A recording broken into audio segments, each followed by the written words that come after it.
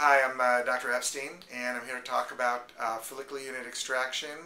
I have a patient here that's 6 months, 6 months status post a hair transplant procedure. We did just about 800 grafts, around 850 grafts.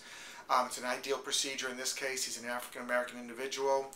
His concern is his desire to down the road be able to shave his head.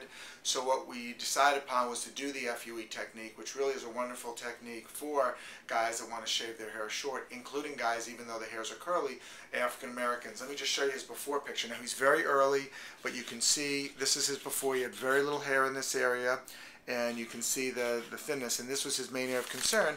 And let me show you what's going on. He's just around like maybe 2 months, not even 2 months worth of growth, and you can see all these hairs are starting to grow in. He's very happy with the results so far.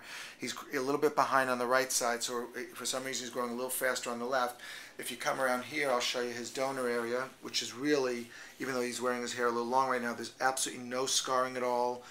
You can see, or you can't see anything, just essentially normal scalp. So he's doing great. I anticipate that over the next couple of months, his hair is going to grow in more and more. We're probably going to do a second procedure on him to fill him in more.